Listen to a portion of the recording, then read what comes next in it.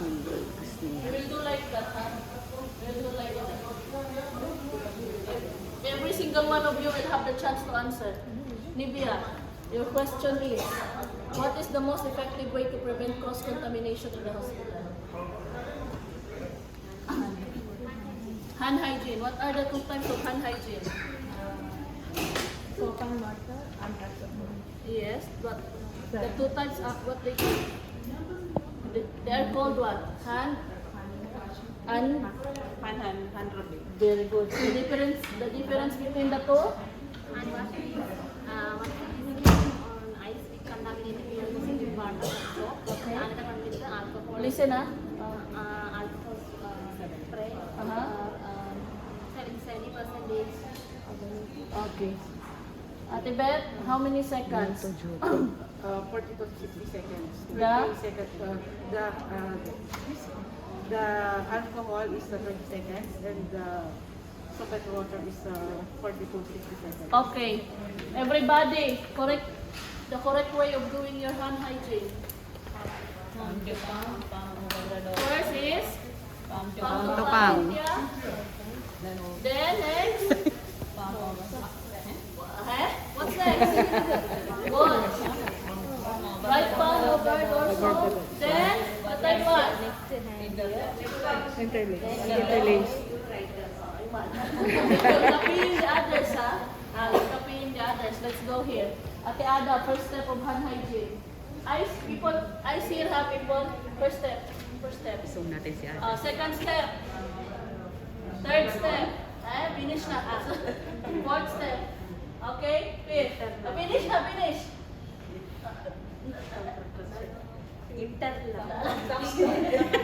Like that. Again, we will go back here. First step. Second. Third. Fourth. Okay. Fifth, vanilla, you know? This one, after this one. Oh, after this one, what's next? This one. Okay? See, if I will make it individual, you cannot proceed. Okay? Let's see. When am I going to do hand wash? 3 answer. Before entering, That is 5 moments. Hand wash. Washing. Toilet. What else? Okay, visibly contaminated. The third one. If you are exposed to? No. That's 5 moments.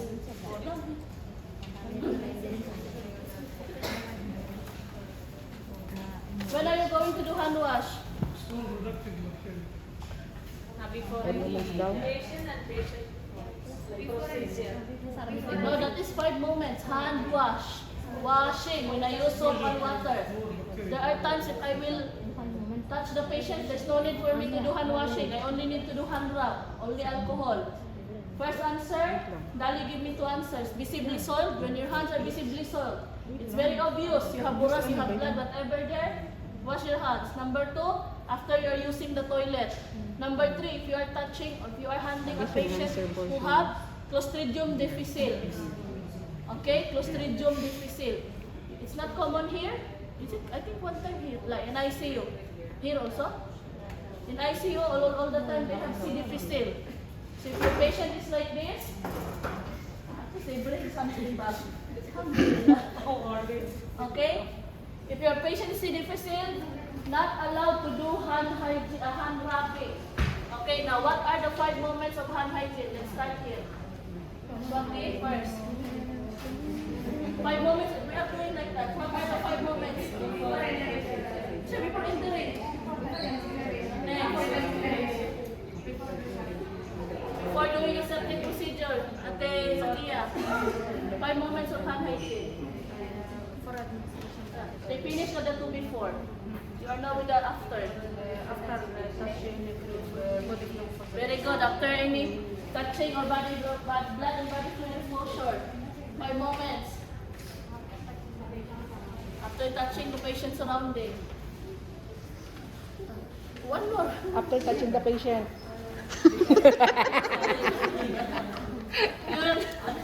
Balik ka ulit. You're rotating. Okay. 1 more. After After touching the After patient surrounding. touching the patient. Okay? Okay.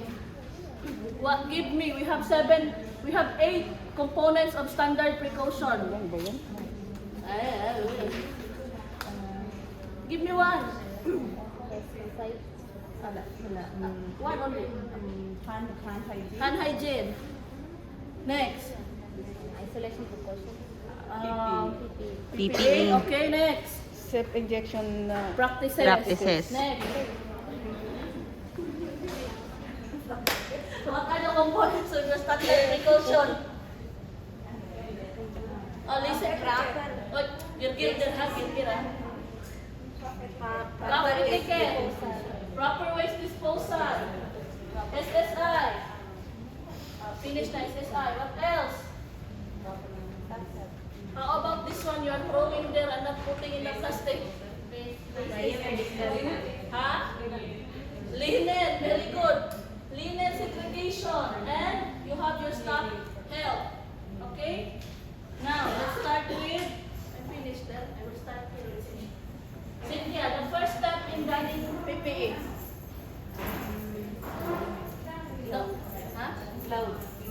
PPE. Gown. The first step is gown. Nina, next. Donning. We are wearing PPE. The first step is gown. Then,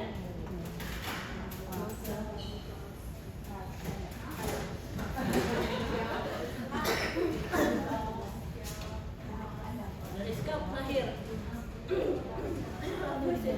What is next? Donning. Mask or respirator. Gown, then. Mask. Then. Then. Gloves. Okay, Gloves. the scalp, then. Gloves. When wearing the PPE, it will start from this part. So, you will just like dancing, you know. I feel better when I'm dancing. Yeah. Okay? You wear your gown, going up your mask, going up your face shield or goggles, then you put down your gloves. Okay, now removing. Gloves, hand rub. Good. Don't forget your hand rub, huh? Then, then, down, and mask is the last one. Okay? You interchange the gown and the mask. Now, when you are removing your PPE, it's very important for you not to touch which area. Very good, darling. The outside part, because this one is exposed to your patient when you are touching your patient. Now, tell me, what is the purpose why I am wearing gloves? Why am I wearing gloves? I want to protect myself from what? Even if I will PPE, I will wear face mask, I will wear 95, all protecting from infectious one. The main purpose why I am wearing gloves. You know gloves for a very long time. You are very friends with gloves. You're in love with the gloves. You are protecting yourself from what? Infection through contact. 2 types of contact.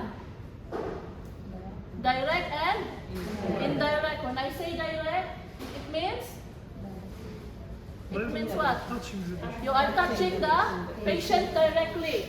If it's indirect, what am I touching? Surroundings. Very good. Now, let's proceed with your gown. What is the main purpose of your gown? It's protecting your dress, your personal clothing from what? You have to know the purpose. We never discussed this before, but it's there in your big cell. It's very a big time to review also. The purpose of your gown is protecting your Clothes from personal clothing from what? body fluids. Body fluids exposure. Your surgical mask. To think about this. Protecting from? Droplets. Where is your mouth located? Where is your mask located? It's covering your Nose and nose.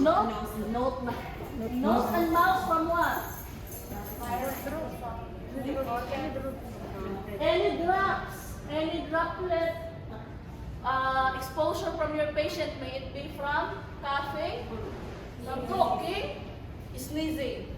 Okay, can you give me the 3 or 4 steps of cough etiquette? Cough etiquette. Okay.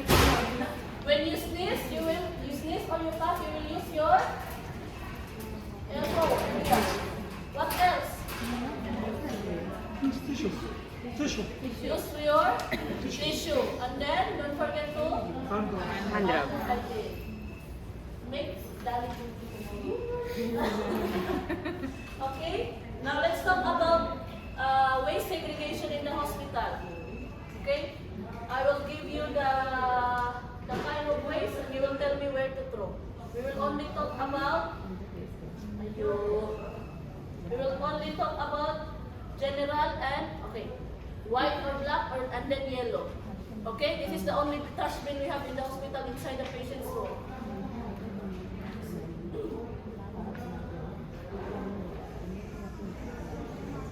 Okay. Okay, diaper. Yellow. Not Yellow. heavily soiled. Not, Diaper. white. White. If it is soiled on yellow. The term here is if it's heavily soiled. Now I know it's very subjective. For me, it's not heavily soiled man, but for Miss Iman, maybe it's heavily soiled. Okay? It's very subjective, but at least you know where to throw it. The word there, if it's blood, body fluids, heavily soiled, all in the Yellow. yellow. Now, Ivy Canula, Blood. blood. Okay, if you don't have that gauze that is very soaked with blood, you can throw it in the white plastic. What else? Suction catheter. Yellow. Huh? Yellow. Suction catheter, it's too much balgam there in the tube. Huh? Police catheter. Yellow. Bloody diapers. Yellow. Tracheostomy tube. Yellow. PPE. White.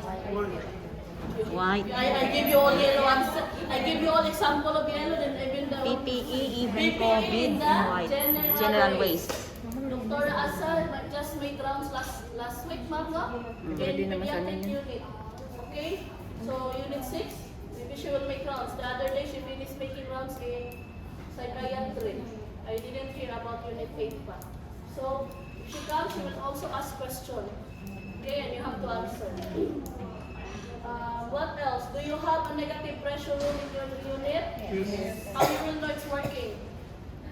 From the monitor outside. Can put tissue on front of the You door. can put tissue. What else? There is?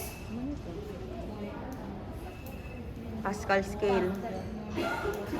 Says the monitor for if you can There is a get monitor. alarm and It will give you Alarm. an alarm if it's I don't know the get normal red color and get the alarm. the color that one. If it's closed, it will be green. If it's open, it will become red. But there is a normal there that you have to know. Same like your environmental checklist. Huh? Same like your environmental checklist. And I know you don't know what is environmental checklist because you give the job to your health guide. But it's actually the job of the nurses. When you are checking the temperature and humidity, it's the same. Okay? Now, what is your reference for isolating patients? IPC is not here. Suddenly you have balaa. Scabies. Rapid. Rapid. Oh, rapid isolation. IPC is not here. Suddenly you have patients and you are not sure that this patient should be isolated or what. Intranet. What is your reference? Intranet Rapid Intranet. Isolation Intranet, Guide. and the title is? Rapid Isolation Guide. Rapid isolation. Don't forget that one. Huh? No, we don't get IPC is here. We will check there. There is letter. S is standard. C is for contact. A is for airborne. Kida. Alright? What else? Here. When do you receive the IPC orientation? Pan-hire. Upon hiring and then? Every year. You have your annual validation. I know before we are not practicing the correct way of doing the annual validation, but this year we are doing it. So charge nurses, staff nurses, head nurses, expect that we are asking you questions from every single detail. And just to announce also, your competency is, ano ba tawag nito? It's more than the previous one. For example, if I am not mistaken, 28 or 30 for Unit 5, now it's 68 or something. 100. We're talking about unit specific only. For Unit 6, you're 27. I think you are going for 60 or 50. Yes. And each one of Kasi them unit specific have to lang ang ask binanggit questions niya. together with your infection control policy. What is our policy if you get needle prick injury? First step is what? Your ABC. Wash your hands with running water. The word there is running water and use soap. Next. Send the nurse or the anyone to clinic nurse, staff This is nurse the or later the part. ER Yes, in you the have to night. go there also. It's the night in ER. In ER. ABC, what else? If your eyes or mouth is exposed to blood and body fluids, it's there in your poster, ABC, it's written. Wash. Next, what you will do? Inform supervisor to Okay, inform. Yes, we are going to inform. What else? If you are exposed, your mouth, your eyes, rinse with water. Now, where is your nearest eye wash station here? Dialysis. Dialysis. Eye wash station is where you are going to wash your eyes. Okay? Now, if your skin is exposed, the same process. You have to wash. Okay? How many care bundles is in Unit 6? Applicable to Unit 6. How many care bundles in Unit 6? Give me one. Ate Ana, you're counting. Kauti. What else? Slapstick. What else? SSI. What else? Hop. Hop is there. What else? AE. I think you have 4. SSI. They added new one, They added new one, the MDRO. Multi-drug resistant organism. MDRO, what is MDRO? Multi-drug resistant organism they added. Okay, now if I am going to ask you, very common one, and we are not maybe we are practicing but we don't know what are. SSI, how am I going to prevent SSI? Surgical site infection, I know. This is the last question. We will stop. There are 4. I just make like that. You said hand hygiene. Prophylactic antibiotic. Prophylactic antibiotic. What else? Shaving of the surgical area. Shaving. Now you don't know this one, no? But you are surgery nurse, and you are sending also surgery. Antibiotic, shaving or skin preparation. You have your induced hypothermia. And, not induced, this is for cold flu. Monitor the temperature and then your sugar. Okay? Maybe they will ask.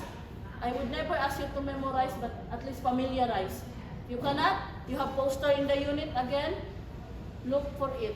You have to know where it is, if you don't know. If they will ask you, how are you going to prevent aspiration precaution? You have. We have 5. I think we have 5. Give me example. It's there also in your forms. You have bundle. Elevate the head. Incentive spirometry. Mouthwash and toothbrush. Okay? You know, when I was new, the IPC will make runs and they will check your, what is this mouthwash? Chlorhexidine, no? They will check the chlorhexidine mouthwash. If it's still full, mushkila. You did not instruct, and they will ask the patient, did the nurse teach you to? Yes, I don't know what happened anyway. We'll change this practice. They will ask you how you are going to prevent CAUTE. Catheter associated urinary tract infection. How you are going to prevent? Catheter care. Catheter care. What else? Change the configuration. You have to this is under the proper use of drainage bulb. You will not put it on the floor. You will not wait until it is overfilled. 3/4 you have to drain. the proper positioning, there is no suspended tube. Like here, there is and the urine will stay here. Okay, because sometimes if the urine is in this area, in the middle of the tube, alright? And then when you jump in the patient, then the urine will go back to the bladder. So you are introducing infection now. That's why it should be straight or going down. Okay, what else? If not indicated, try to remove it. This is the priority, the first one. If it's not indicated, you have to remove. How will I know that? You have the Polycat stamp. stamp. You have the stamp. The doctor is responsible to check. If it's not there, there is two parts there. Indication. If I have to continue, for what reason? Then the next one is remove. Good morning, Jaya. Good morning. Okay? So far, any question? Anyway, for the one on duty tomorrow, it's very rare for the infection control to pass by the unit. But we have to prepare because you both have a negative pressure room. And last time when the Sibahi came, they went to the negative pressure area. Okay? So anything you need to know related to negative pressure, you have to know. Okay? Your PPE, you are going to wear in the negative pressure room. When are you going to throw your N95? How long we are the policy of the hospital? Huh? N95. If I have yearly wearing away. If I am handling PTB patient right now for my 12-hour shift, how long I can wear it? It's not there. How long I can wear my N95?